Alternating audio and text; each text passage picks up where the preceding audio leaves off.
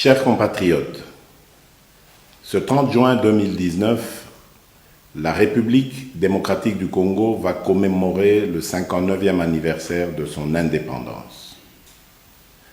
Dans des circonstances normales, nous nous serions réjouis, tous ensemble, en évoquant notamment les hauts faits des hommes et des femmes qui se sont sacrifiés pour que notre pays puisse accéder à la souveraineté nationale et internationale. Tout en ayant une pensée pour ceux des pionniers de l'indépendance qui nous ont quittés et ceux qui sont encore en vie, les Congolaises et les Congolais ne peuvent que se rendre à l'évidence. 5 mois après mon accession à la magistrature suprême, je ne peux nier que notre pays fait encore face à des défis majeurs. Ils sont énormes, certes, mais pas insurmontables. La problématique de l'insécurité récurrente dans certaines parties du territoire national, principalement dans les provinces de l'Ituri, du Nord Kivu, du Sud Kivu, du Tanganyika, du Kasaï et du Kasaï central, est très préoccupante. Je fais du rétablissement de la paix sur l'ensemble du territoire ma priorité, car il y va de la survie de centaines de milliers de compatriotes, de la stabilité des institutions établies, de la relance économique et du climat de paix avec tous nos voisins. En attendant la mise en place imminente du gouvernement de la République, je n'ai pas croisé les bras. Après la passation de pouvoir, je me suis rendu à Lubumbashi pour prendre des mesures à même d'endiguer le banditisme qui faisait rage dans cette ville et mettre fin aux tracasseries existant au poste frontalier. Je me suis ensuite rendu dans la province du Nord Kivu, plus précisément à Goma et Beni, pour faire l'état des lieux de l'insécurité grandissante et de la persistance de l'épidémie à virus Ebola. J'ai terminé ce périple à l'intérieur du pays par la ville de Kisangani. Partout où je suis passé, je me suis rendu compte que nos compatriotes vivent dans la peur du lendemain à cause de l'insécurité. Et en ce qui concerne Beni et Butembo, comme si cela ne suffisait pas, le drame humanitaire que constitue cette épidémie à virus Ebola est venu s'ajouter à ce tableau déjà assombri. Les derniers cas de résurgence d'insécurité en Ituri m'affectent profondément, car ils constituent un grand recul en matière de pacification. C'est ainsi que je viens d'ordonner à nos forces armées de mener des opérations de grande envergure dans les territoires de Djougou et Mahagi. Ces opérations vont s'étendre à Minembwe, dans le sud Kivu, pour mettre définitivement fin aux aventures de tous les hors-la-loi qui endeuillent nos populations et sèment la désolation dans cette partie du pays. Nous saluons les nombreuses redditions des groupes armés observées depuis notre accession à la magistrature suprême. Le gouvernement, en concertation avec la MONUSCO, est en train d'étudier le cadre adéquat pour leur prise en charge en vue de leur réinsertion dans la société. Nous lançons un vibrant appel aux groupes armés encore actifs à déposer les armes pour bénéficier des avantages de ce nouveau cadre de démobilisation, désarmement et réinsertion. L'insécurité est aussi et surtout le fait des groupes armés étrangers.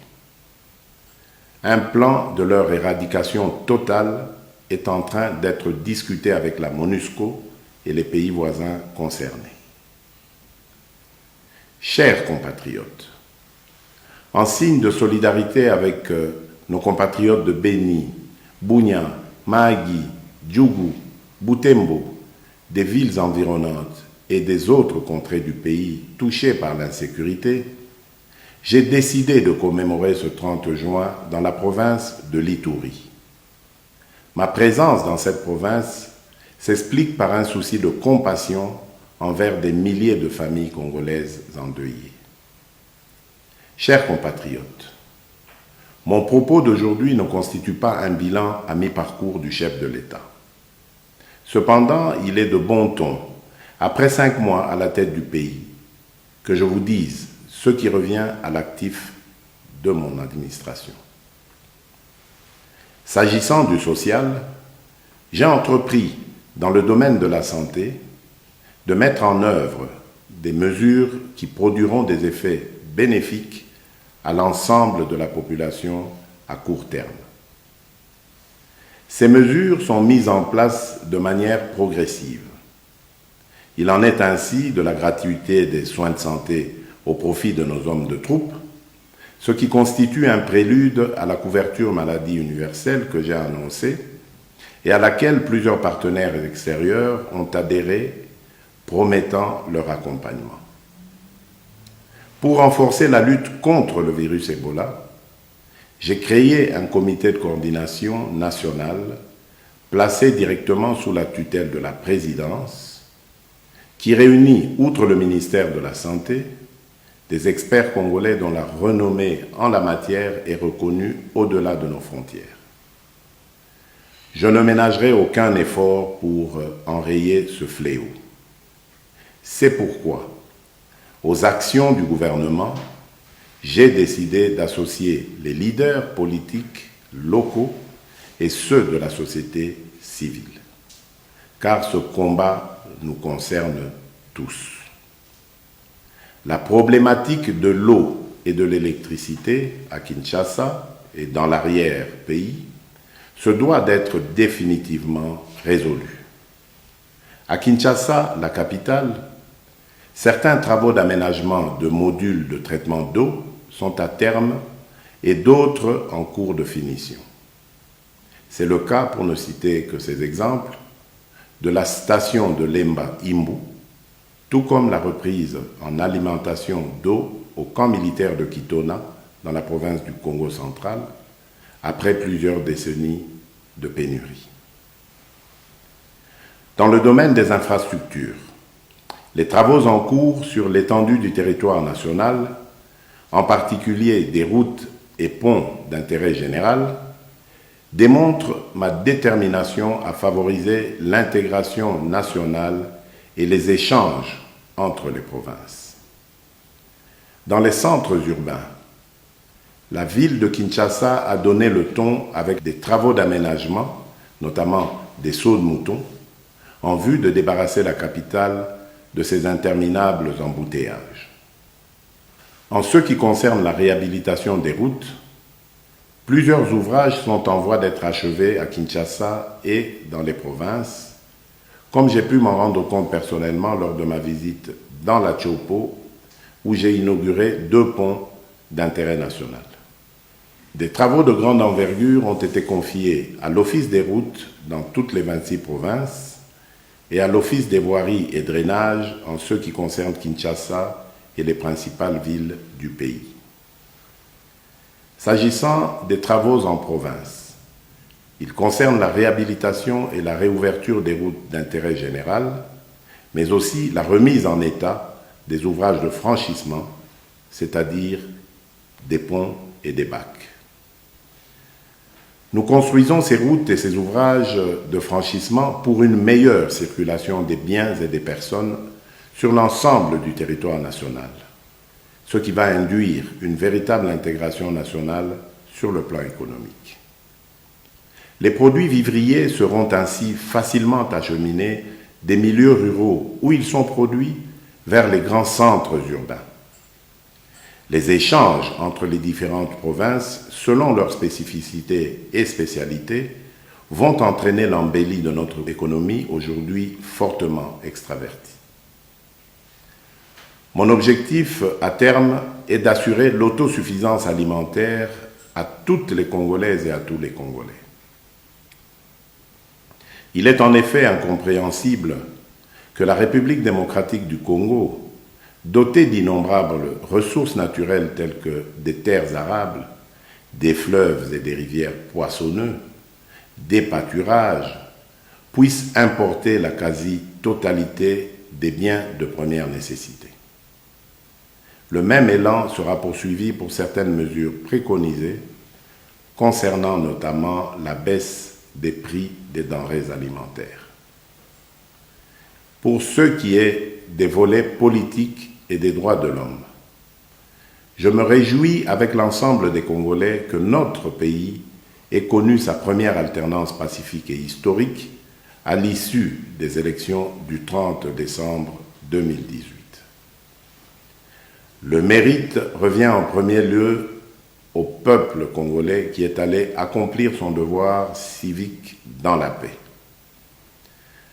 Ensuite, l'attitude affichée par mon prédécesseur à propos de l'alternance pacifique a été très déterminante pour le maintien de la paix et de la stabilité dans notre pays. Enfin, le rôle joué par les acteurs nationaux et internationaux impliqués dans le processus électoral a été tout aussi primordial. Concernant les libertés publiques, je ne vous cacherai pas ma satisfaction d'avoir permis la concrétisation de la décrispation politique telle que stipulée dans l'accord de la Saint-Sylvestre. Les exilés politiques sont de retour. Les réunions et manifestations politiques se tiennent sans aucune entrave. Je tiens à vous rassurer sur ce chapitre que les choses iront de mieux en mieux et dans le strict respect des lois de la République et de l'établissement d'un État de droit. Nous n'avons plus de cachots privés dans notre pays. Nos pénitenciers se vident de leurs prisonniers politiques et d'opinion. Plus de 700 prisonniers ont pu être relaxés, comme vous avez pu vous en rendre compte avec la libération, notamment, de certains cas dits emblématiques. Et pour respecter les standards dans le milieu carcéral, j'ai décidé de l'assainissement des prisons qui sont devenues de véritables mouroirs et de l'augmentation de leur capacité d'accueil. C'est dans ce cadre que les travaux entamés au niveau du centre pénitentiaire de rééducation de Kinshasa, communément appelé prison de Makala, constituent la première étape. Si toutes les manifestations publiques qui se sont tenues jusqu'à ce jour n'ont connu aucun mort, aucune arrestation dans les rangs des manifestants, il est cependant déplorable de constater que ce sont des éléments de la police nationale qui se retrouvent agressés ou grièvement blessés. C'est le cas de la dernière manifestation organisée le 23 juin dernier à Kinshasa. Je me suis personnellement rendu au chevet des victimes d'actes de vandalisme commis par des inciviques, des manifestants mal encadrés qui n'ont pas hésité à s'attaquer aux ouvrages publics, aux paisibles citoyens et à leurs biens.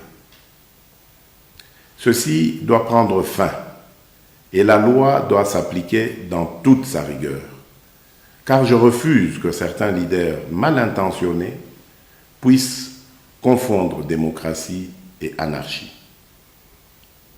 Pour renforcer la protection des droits humains, j'ai créé récemment un organisme chargé de lutter contre la traite de l'être humain. Toujours sous ce chapitre, il n'est pas vain de signaler que toutes les tendances politiques ont désormais accès aux médias officiels, notamment la radio et la télévision nationale congolaise, RTNC en sigle. Mes chers compatriotes, 5 mois après mon avènement au pouvoir, je ne peux produire de miracle. C'est pourquoi je fais appel au patriotisme de tout un chacun pour les nombreuses réformes à réaliser en vue de répondre aux besoins multiples et variés de la population. Si nous adhérons tous à la vision selon laquelle tout doit être fait et doit revenir d'abord au peuple, celui-ci a aussi sa part de responsabilité, particulièrement dans le changement des mentalités. Dès lors, je vous exhorte tous à regarder dans la même direction. Notre pays ne pourrait qu'en retirer le plus grand bien. De nouvelles opportunités s'offriront aux Congolais. À la faveur de l'amélioration en cours du climat des affaires, la diversification de notre économie attirera de nouveaux investisseurs. Des emplois seront créés au profit des chômeurs et surtout de nos jeunes. Chers compatriotes, enfin, s'agissant de la diplomatie et de la coopération régionale, dès ma prise de fonction, j'ai procédé à la réouverture de la maison Schengen pour normaliser nos relations avec l'Union européenne, qui est un partenaire traditionnel de notre pays. J'ai organisé un premier déjeuner diplomatique. J'ai décidé d'échanger régulièrement avec tous les ambassadeurs accrédités dans notre pays. C'est dans ce cadre que j'ai reçu au mois de février dernier tous les ambassadeurs pour parler avec eux de ma vision en politique étrangère. Dans ce même cadre, j'ai tenu à mettre en place des déjeuners diplomatiques, dont le premier s'est tenu avec les ambassadeurs de l'Union européenne et du Canada. Cet exercice va se poursuivre avec les ambassadeurs des autres pays. Dans ce domaine, ma politique sera celle de l'ouverture au monde, dans un partenariat gagnant-gagnant. Quant à la coopération régionale, la position géographique de notre pays, située au carrefour de plusieurs organisations sous-régionales, lui confère un rôle majeur dans l'intégration africaine préconisée par les chefs d'État regroupés au sein de l'Union africaine. L'intégration africaine étant l'objectif ultime, j'ai entamé des voyages au niveau de la région pour partager cette idée avec mes pairs. Cette démarche consiste à réaliser d'abord l'intégration au niveau de chaque sous-région avant sa consolidation au niveau continental. C'est dans ce cadre que mes visites m'ont déjà permis d'échanger avec les chefs d'État de l'Ouganda, du Rwanda, du Burundi, de la Tanzanie, de la Zambie, de l'Angola et du Congo, en ce qui concerne nos voisins. À cette liste s'ajoutent mes fructueuses rencontres avec les chefs d'État du Kenya, de la Namibie, d'Afrique du Sud, du Gabon et de la Guinée équatoriale. Avec les uns et les autres, nous avons compris que nous n'atteindrons pas cet objectif d'intégration africaine et du développement de notre continent si nous ne menons pas un combat farouche contre l'insécurité et les différents conflits qui déstabilisent l'Afrique. Ceci n'est possible que par la construction d'infrastructures transnationales. Les routes, les chemins de fer, les voies aériennes, les voies fluviales et maritimes, et par l'élimination des barrières douanières. Toujours sur ce chapitre de la diplomatie, je voudrais aussi souligner mon dernier passage à Washington, où j'ai eu des discussions avec la directrice générale du Fonds monétaire international. Ces discussions ont débouché sur une mission de cette institution à Kinshasa au titre de l'article 4. Le rapport de cette mission augure la reprise des programmes avec le FMI, qui est une bonne chose pour l'économie de notre pays. Avec la Banque africaine de développement, je voudrais d'emblée remercier le président de cette institution, mon frère Akinwumi Adesina. Au cours de nos échanges, il a clairement indiqué sa satisfaction concernant l'assainissement du cadre macroéconomique et a également promis le soutien de son institution aux différents projets de notre pays. Je voudrais aussi dire qu'au niveau de la Banque mondiale, je viens de recevoir à Lubumbashi le vice-président de cette institution financière internationale, avec qui nous avons partagé des vues communes sur la reprise de leur programme en République démocratique du Congo. Chers compatriotes, après avoir dressé ce constat à mi-parcours dans les domaines étayés, je vous annonce ma détermination à engager le gouvernement à répondre aux attentes de la population par des réformes nécessaires au développement de notre pays. Ainsi, la promotion des droits de la femme est un critère qui rentre en compte pour ce faire. C'est pourquoi je demanderai au Parlement de réfléchir sur un système de quotas, aussi bien dans les assemblées électives que dans l'administration, à réserver d'emblée aux femmes afin de renforcer leur participation active dans la société. De la même manière, je prendrai des mesures pour lutter contre le chômage des jeunes. Des mesures incitatives seront prises en faveur des entreprises qui vont employer des jeunes. Un fonds de garantie sera créé pour leur permettre d'accéder au crédit bancaire tout en bénéficiant d'un accompagnement dans la gestion de leurs projets.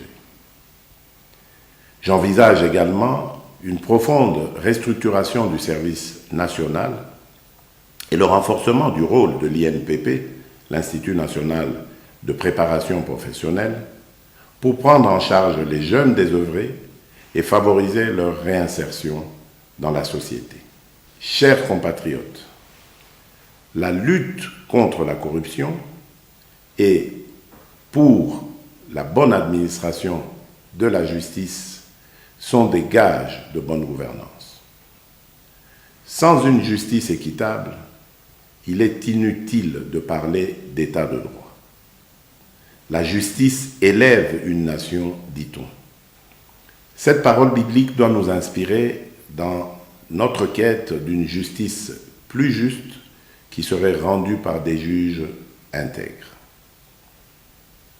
Je prends l'engagement et réitère en tant que magistrat suprême mon vœu de nommer des hommes et des femmes intègres afin qu'ils redorent le blason terni de notre justice. Une autre grande réforme devra viser le système électoral dans la mesure où celui qui est en vigueur a montré ses limites, plus précisément en ce qui concerne le mode de désignation des sénateurs et des gouverneurs. Chers compatriotes, au moment où nous déplorons l'insécurité dans les 6 provinces précitées, voilà qu'un autre drame vient durement assombrir cette journée anniversaire de l'indépendance avec l'effondrement d'une mine à Kolwezi qui a causé plusieurs victimes parmi nos concitoyens. Après avoir ordonné une assistance aux familles éplorées, je leur présente mes condoléances les plus attristées. Par ailleurs, je viens de diligenter à cet effet une enquête pour établir les responsabilités dans ce drame. Chers compatriotes, ce 30 juin est le premier que je célèbre avec vous en tant que chef de l'État. Je l'ai voulu moins fastueux et plus dans la méditation et la prière, ce qui nous permet à tous de faire l'état des lieux afin de mieux nous projeter dans l'avenir. Un avenir que je veux radieux et prospère pour tous les Congolais. Que vive la République démocratique du Congo, que Dieu bénisse notre pays et son peuple. Je vous remercie.